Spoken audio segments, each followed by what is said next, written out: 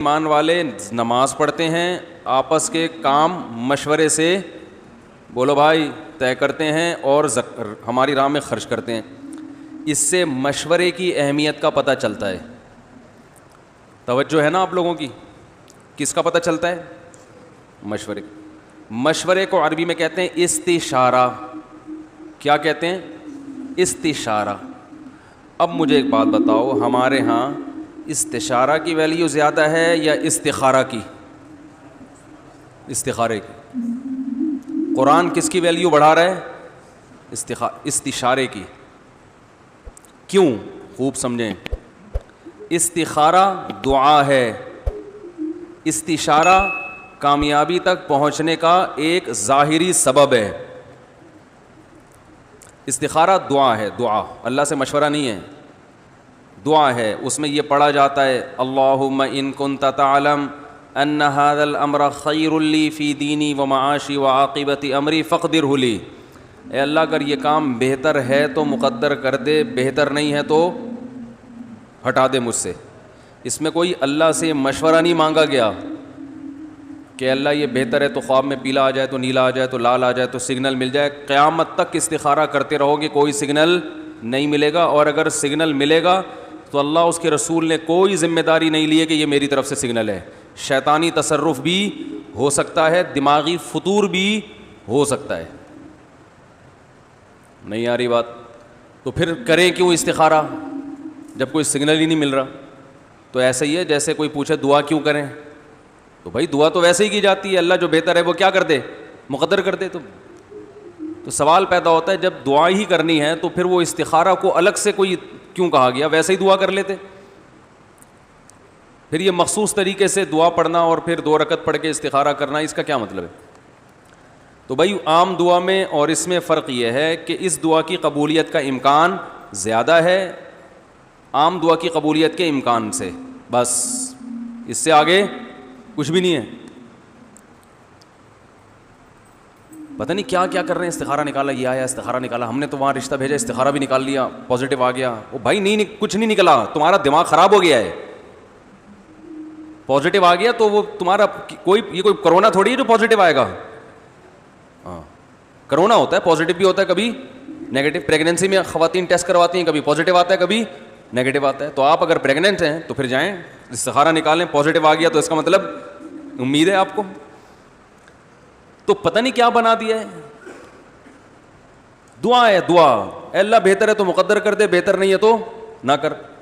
ایک صاحب نے مجھے کہا کہ اگر استخارے کے بعد میرا دماغ اس طرف چلا جائے کہ یہ کام کرنا ہے تو پھر کرنا ہے کہ نہیں کرنا؟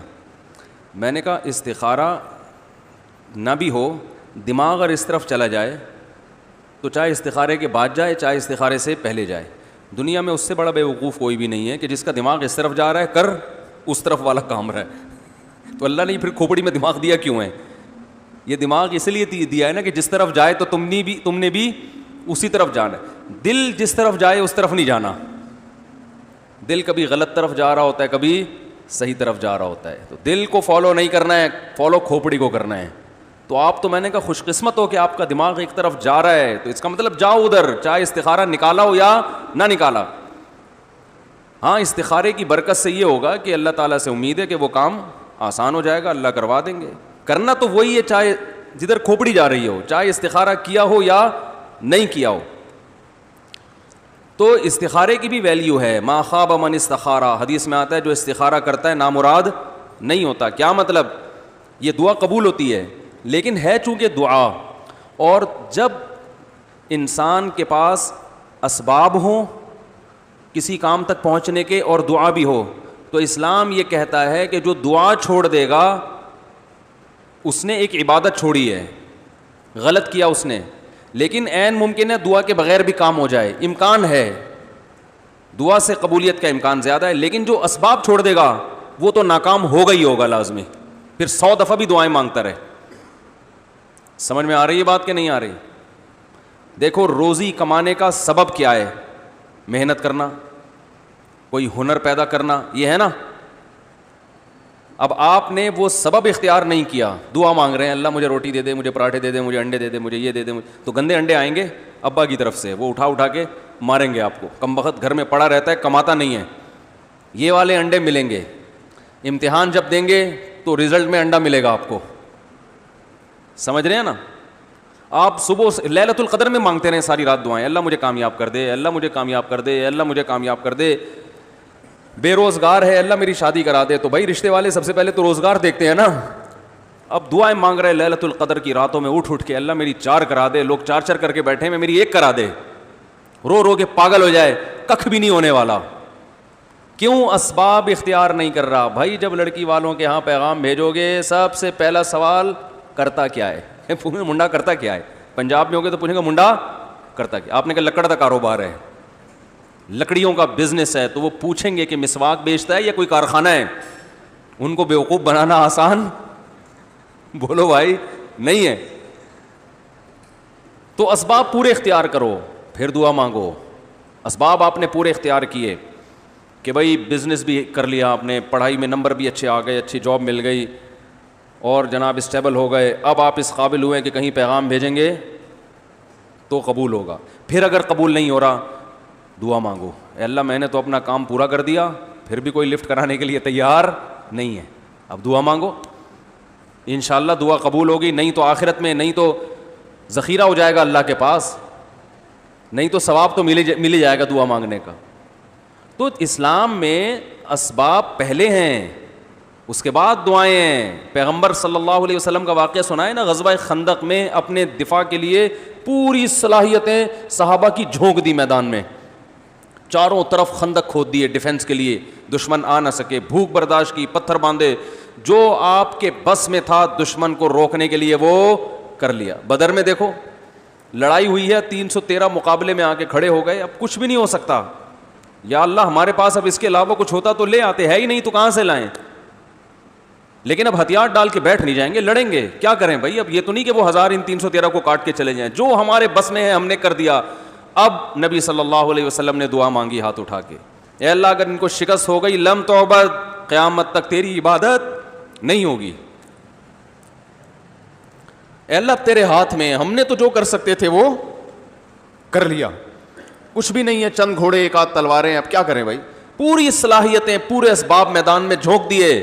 ابو بکر کو, عمر کو, عثمان کو, علی کو, جعفر طیار کو, حمزہ کو رضی اللہ عنہم, اپنے ان جگر کے ٹکڑوں کو میدان میں لا کے کھڑا کیا ہے, اور بتا دیا کہ اللہ اسباب کی دنیا میں اب فتح کی امید نہیں ہے, لیکن اب تو دیکھ لے, ہم سے جو ہو سکتا تھا ہم نے کر دیا. لیکن اگر یہ قتل ہو گئے, یہ شہید ہو گئے, یہ ختم ہو گئے, تو میں آخری نبی ہوں, میرے بعد کوئی نبی نہیں آئے گا. تو اب قیامت تک پھر تیرا نام لینے والا کوئی بھی دنیا میں نہیں ہوگا. آج سب استخارے پہ ٹرخا رہے ہیں, سب سارے کام مسلمان کے کس پہ ہو رہے ہیں. یہاں تو پتہ نہیں, ہمارے اگر سائنسدان گئے نا چاند پہ تو استخارہ نکالیں گے. مجھے تو ایسا لگ رہا ہے کہ یہ کیا نکالیں گے, استخارہ نکالیں گے. چاند پہ جانا ہے کہ نہیں جانا ہے, نکلے گا پھر پتہ نہیں کیا نکل کے آ جائے.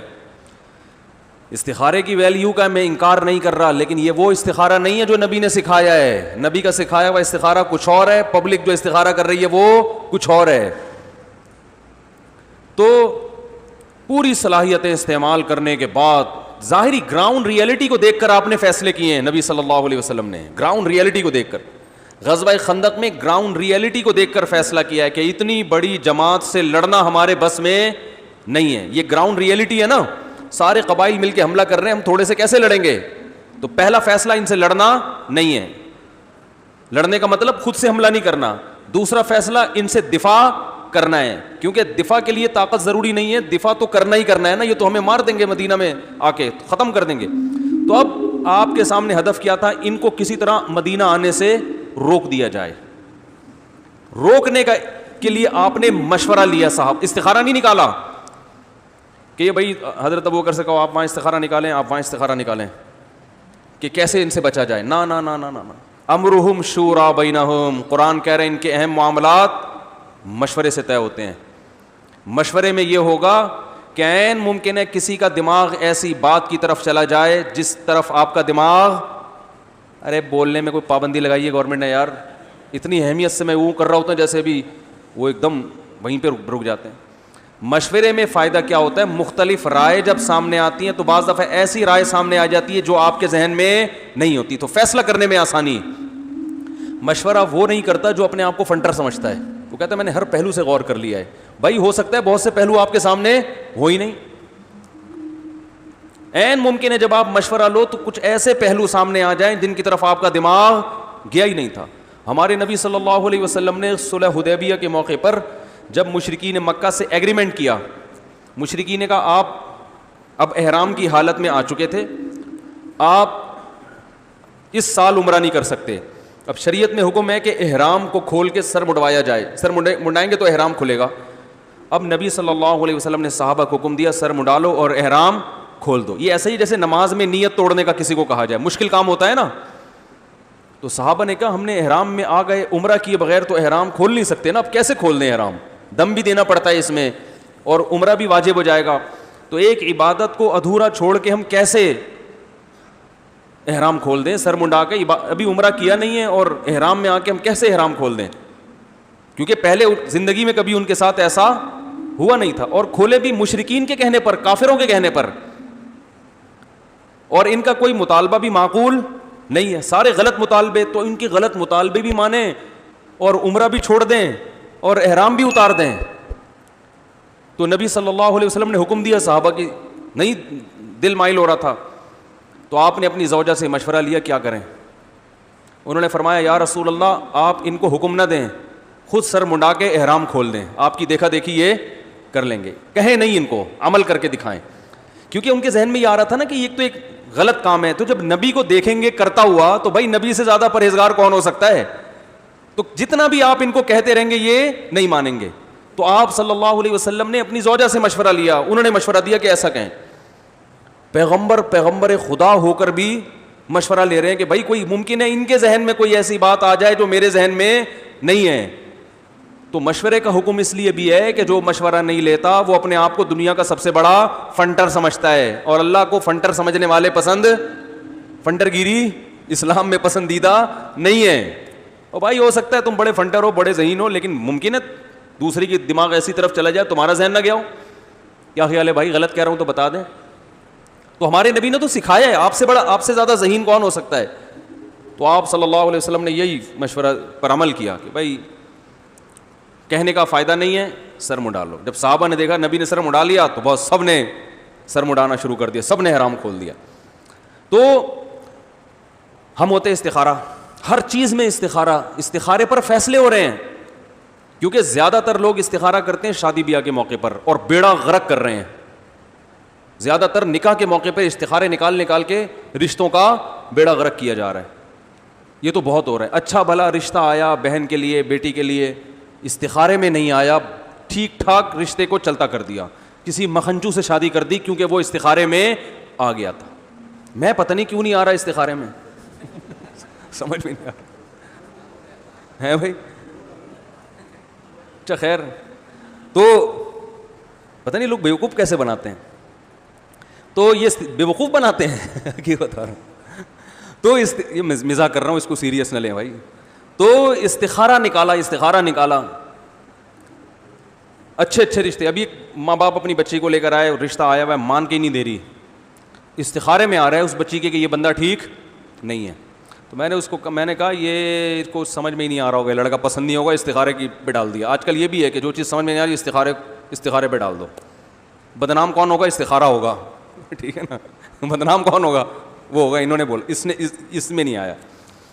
تو مسلمان گراؤنڈ ریئلٹی کو دیکھ کے فیصلہ کرتا ہے, استخاروں کی بیس پہ فیصلہ نہیں کرتا. استخارہ کرتا ہے اللہ سے مدد مانگنے کے لیے کہ بھائی اللہ ہم نے پورے اسباب اختیار کر لیے.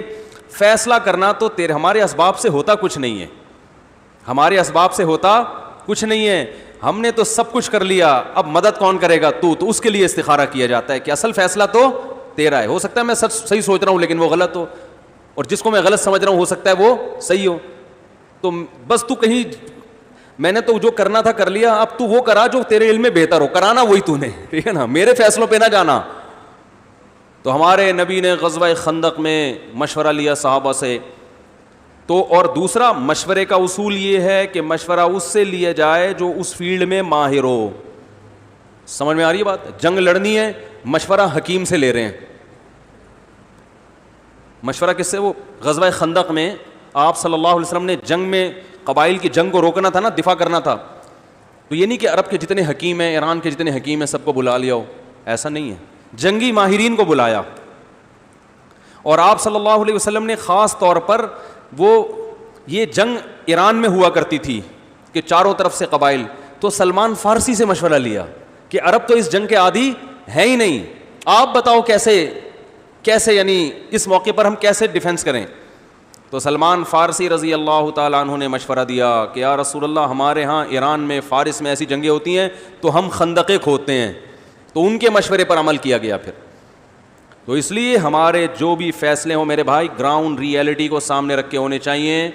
ابھی وہ پرسوں شیعہ لوگوں کا جلوس نکلا ہے نا, پرسوں کل ہے, پتہ نہیں کب نکلا ہے, پرسوں نکلا ہے میرے خیال. تو وہ اس پہ گورنمنٹ نے ان کو فل پروٹوکول دیا, دبا کے جلوس نکالا. تو بعض حضرات کی طرف سے یہ مطالبہ آ رہا ہے, مجھ سے بھی کہا گیا ہے کہ آپ یہ اعلان کریں کہ لاک ڈاؤن ختم ہو جائے, مسجد میں کراؤڈ دوبارہ شروع ہو جائے. گورنمنٹ سے کیا ہوا ایگریمنٹ ہم کیا کرتے ہیں, ختم کرتے ہیں, کیونکہ جب ان کو اجازت دی جا رہی ہے تو ہم کیوں. تو میں نے, مجھ سے جنہوں نے بھی یہ کہا, میں نے کہا دیکھیں, ہم نے جو لوگوں کو کہا ہے کہ مسجدوں میں فاصلے سے کھڑے ہوں, رش نہ لگائیں, یہ گورنمنٹ کے مشورے پہ نہیں کہا. گورنمنٹ کا حکم تو ویسے ایک الگ سے ایک تائید کے طور پر, یہ ڈاکٹروں کے مشورے پہ ہم نے کہا ہے, کیونکہ کراؤڈ سے وبا پھیلتی ہے یا نہیں پھیلتی یہ فیلڈ ڈاکٹروں کی ہے, یہ شیعہ سنی کی فیلڈ بولو بھائی نہیں ہے. اب اگر گورنمنٹ نے حماقت کر رہی ہے, جو 100% حماقت ہے, بلکہ فرقہ پرستی کو ہوا دے رہی ہے کہ سنیوں کی 99% تعداد ہے, بلکہ اس سے بھی زیادہ ہوگی, ان کو 2 مہینے سے مسجدوں میں کراؤڈ پر پابندی لگائی ہوئی ہے, اور 1% کے بھی کچھ مخصوص لوگ, وہ بھی پورے نہیں, ان کے بھی کچھ مخصوص لوگوں کو کھلی چھوٹ دے دی, تو یقیناً یہ بہت بددیانتی ہے, تعصب ہے, مذہبی تعصب ہے, یہ اس میں 2 رائے نہیں ہو سکتی. لیکن فیصلہ ہم نے گراؤنڈ ریئلٹی کو دیکھ کے سامنے کرنا ہے. مشورہ کس سے لینا ہے؟ شیعہ سنی سے تھوڑی لینا ہے کہ ان کی ٹکر میں آ کے ہم وہ کام کرنا شروع کر دیں جس کا پوری قوم کو نقصان ہو. مسجدوں میں کراؤڈ سے گورنمنٹ کو تھوڑی کچھ ہونے والا ہے, ان کا کیا ہے, وہ تو بیٹھے ہوئے آرام سے. نقصان کس کا ہوگا؟ نمازیوں کا ہوگا, وبا ان میں پھیلے گی. تو ہم کسی قوم کی دشمنی میں, وہ بات ہمارے لیے سوٹیبل نہیں ہے جس سے نقصان کس کو؟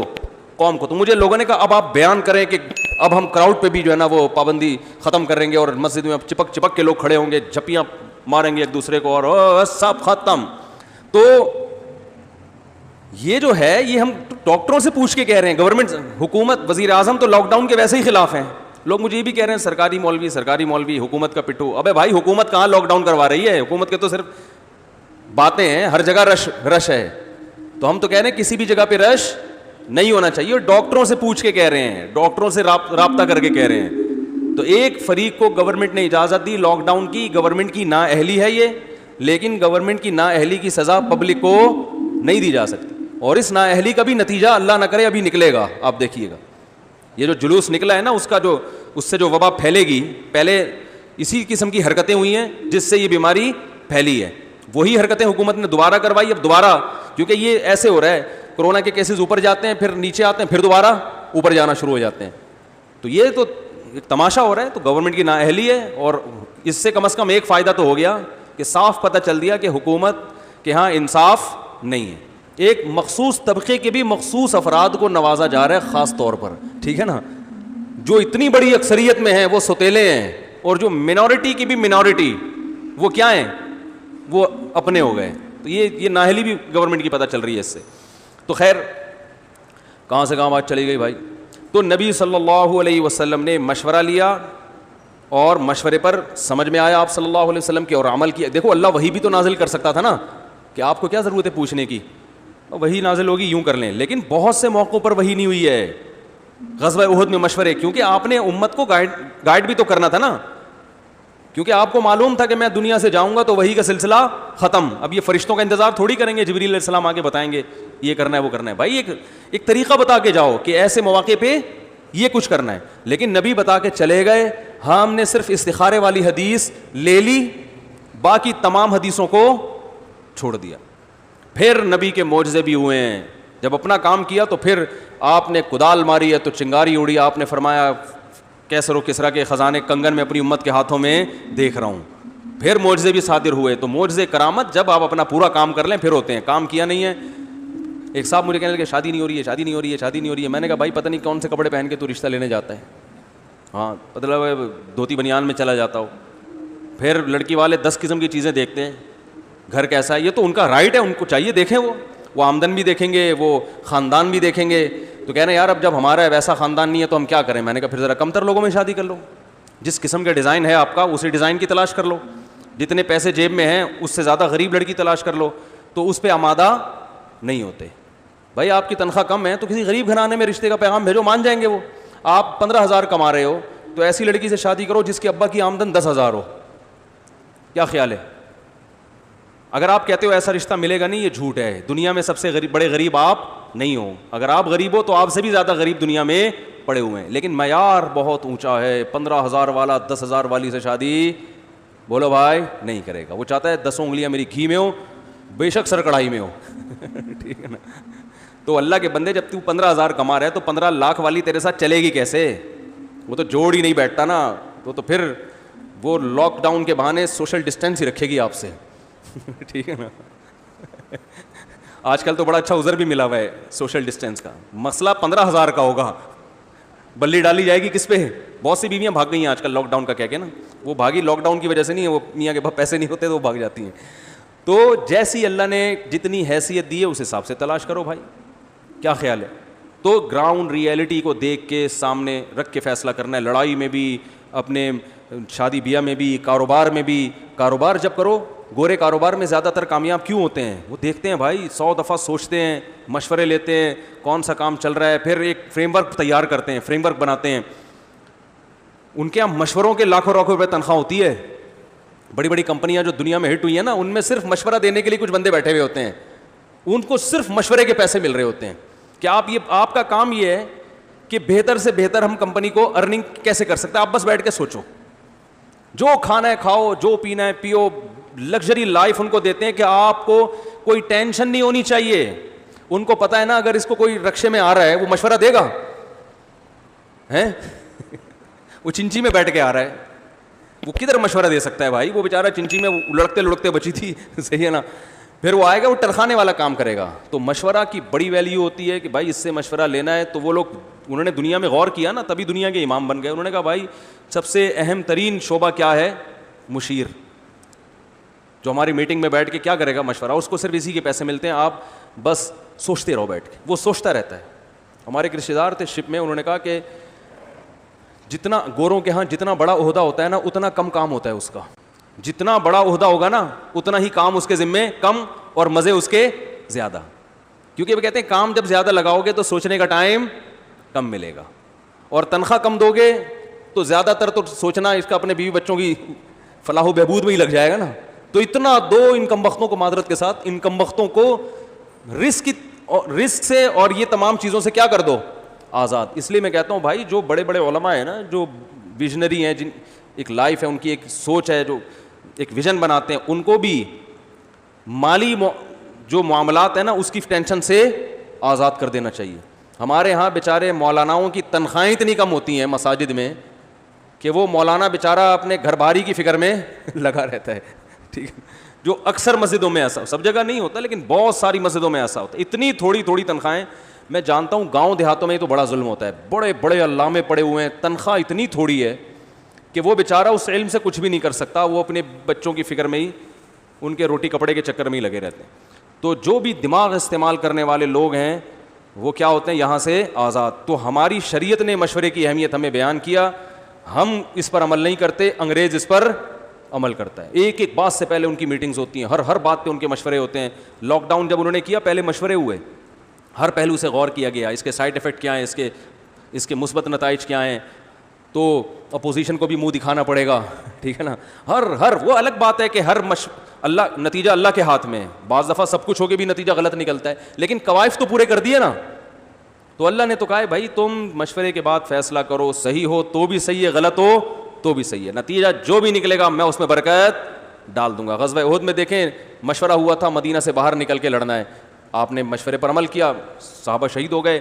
منافقین کہنے لگے اچھا دیکھا غلط مشورہ تھا نا اس لیے ہوا. اللہ نے فرمایا غلط نہیں تھا, صحیح تھا. جو بھی تھا یہی مقدر تھا تمہارا. اب ایسی باتیں مت کرو کہ یوں کر لیتے تو یوں ہوتا, بلکہ آئندہ کے لیے سوچو. تو یہ بہت اہم پوائنٹ ہے. دوسرا, ایک مشورے میں جلدی جلدی بتا دوں. پہلی بات, مشورہ اسلام میں استخارے سے زیادہ اہم ہے. نمبر 2, مشورہ لینا جو ہے اس فیلڈ کے ماہرین سے چاہیے. مجھ سے فون کر کے بزنس کے بارے میں مشورہ مت لیا کریں. مفتی صاحب میں گولے گنڈے کی دکان کھولنے والا ہوں, آپ کی کیا رائے ہے؟ بھائی مجھے کیا پتا گولے گنڈے کی دکان ایک تو مثال دے رہا ہوں گولے گنڈے کی. ہاں, آپ مجھ سے میری فیلڈ کے بارے میں مشورہ لے سکتے ہیں. صاحب مدرسے میں بچے کو پڑھانا ہے, کس عمر میں پڑھانا ہے, شادیاں کرنی ہے, ایک مثال دے رہا ہوں, تو میں بتا دوں گا, پٹو گے. میرا مشورہ جنرل ایک مشورہ ہے, ہول سیل کے حساب سے, اس لیے میں شادیوں کا مشورہ بھی نہیں دیتا. جیسے ہی فون آئے گا شادی کرنے والوں آپ کا کیا مشورہ ہے, میں کہتا ہوں بھائی جہاد کی نیت سے کرو, ثواب کی نیت سے کرو, حالات کی کوئی گارنٹی نہیں ہے. سیدھی سی بات ہے.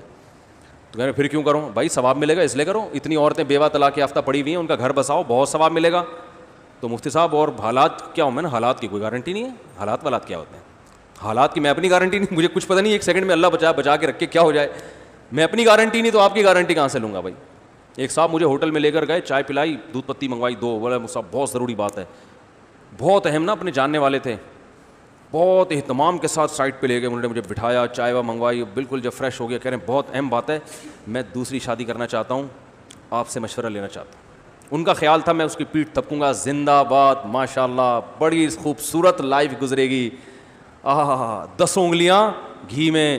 ان کا یہ خیال تھا. میں نے کہا بھائی ضرور کرو, میں منع نہیں کروں گا, کیونکہ معاشرے کو اس کی ضرورت ہے. آپ کو ضرورت ہو نہ ہو, معاشرے کو ضرورت ہے.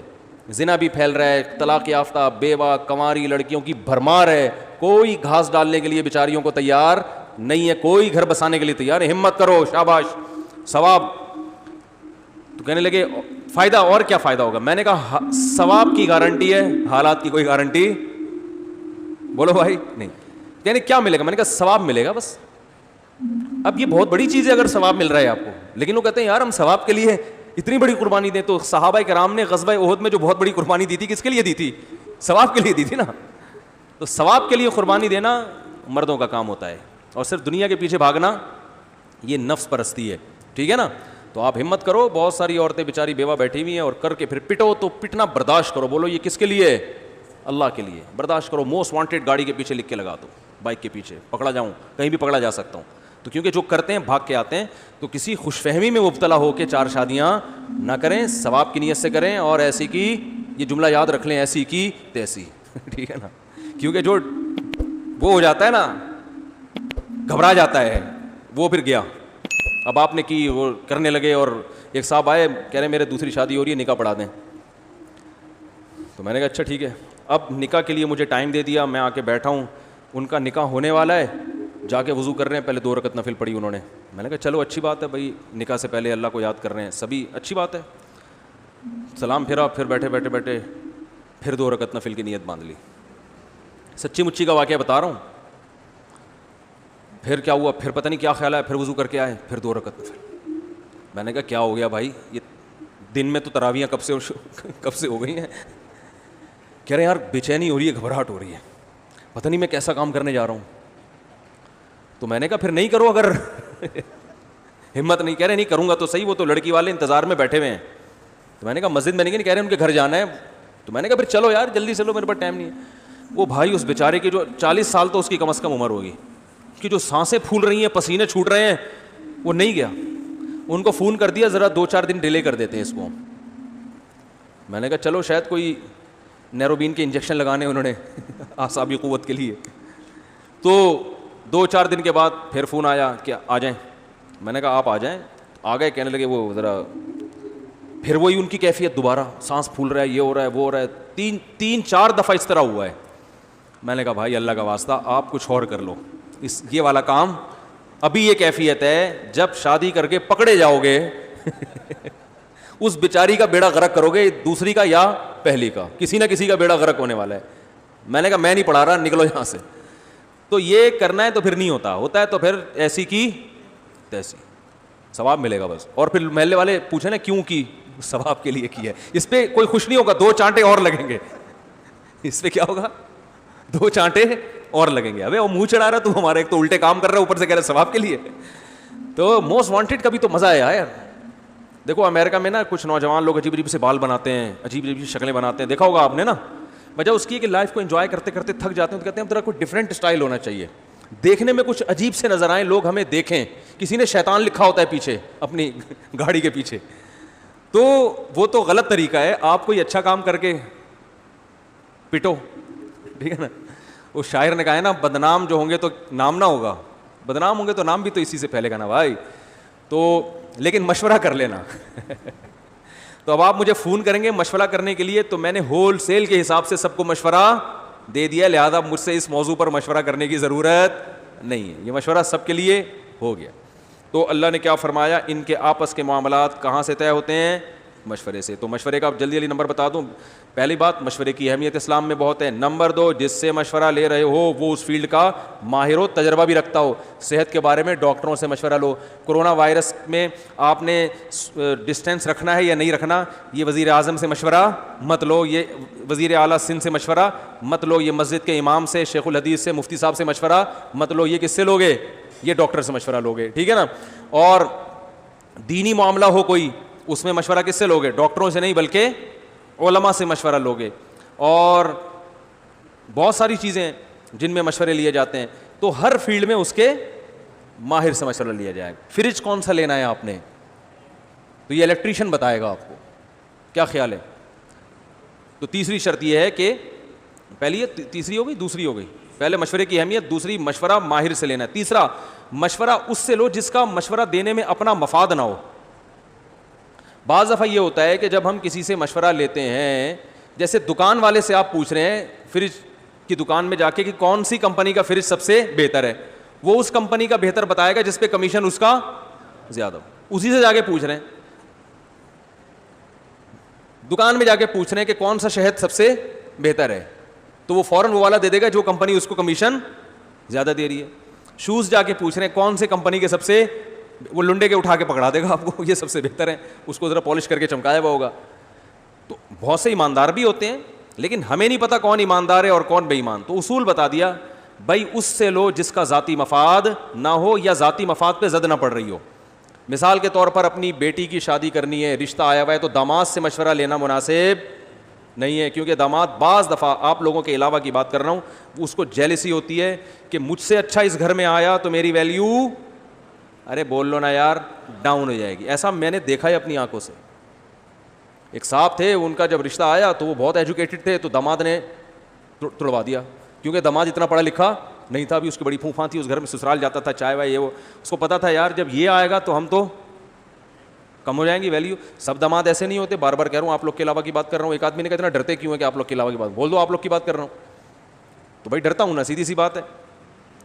تو داماد سے مشورہ لینے میں یہ نقصان ہوتا ہے. بیٹی کی شادی ویسے مشورے لو اس سے, بچی کی شادی میں, یعنی اس بچی کے بہنوئی, بہن کا شوہر کیا کہ بہنوئی کہلاتا ہے نا, بہنوئی سے مشورہ لینے میں بعض دفعہ نقصان, بولتے کیوں نہیں بھائی, ہو سکتا ہے وہ نہیں چاہے گا کہ مجھ سے اچھا اس گھر میں آ جائے. بعض دفعہ یہ حسد انسان کو کھا جاتی ہے, تو وہ ٹانگ اڑا دے گا, وہ کسی مکھنچو سے کروا دے گا. بعض دفعہ, ہمیشہ نہیں ہوتا لیکن ایسا ہو سکتا ہے, تو احتیاط پر عمل کرنا چاہیے. اور یہ کون سی شرط ہو گئی بھائی؟ تیسری شرط ہو گئی مشورے کے معاملے میں. چوتھی شرط مشورے میں یہ ہے کہ مشورہ لینا تو ماہرین سے ہے, کرنی اپنی ہے. بعض دفعہ انسان سب سے مشورہ لیتا ہے مگر سمجھ میں پھر بھی نہیں آ رہا ہوتا, تو کرنا وہی ہے جو آپ کی کھوپڑی میں آئے. اب سوال پیدا ہوتا ہے جب کرنا وہی ہے جو اپنی کھوپڑی میں آئے تو پھر مشورہ لینے کا فائدہ کیا؟ مشورہ لینے سے بہت سے پہلو جو آپ کی نظر میں نہیں ہوتے وہ آپ کے سامنے آ جائیں گے, مثبت اور منفی پہلو. تو اس سے فیصلہ کرنا آپ کے لیے آسان, لیکن کرنا, کیونکہ انسان اپنے بارے میں جتنا اچھا فیصلہ خود کر سکتا ہے کوئی دوسرا نہیں کر سکتا. سمجھتے ہو کہ نہیں سمجھتے ہو؟ تو یہ بہت اہم پوائنٹ کی چیزیں ہیں جو مارکیٹ میں کیا چل رہی ہیں بھائی, شارٹ چل رہی ہیں, جس کی وجہ سے ہم تباہی بربادی کی طرف جا رہے ہیں. اللہ تعالیٰ سمجھنے کی عمل کی توفیق عطا فرمائے.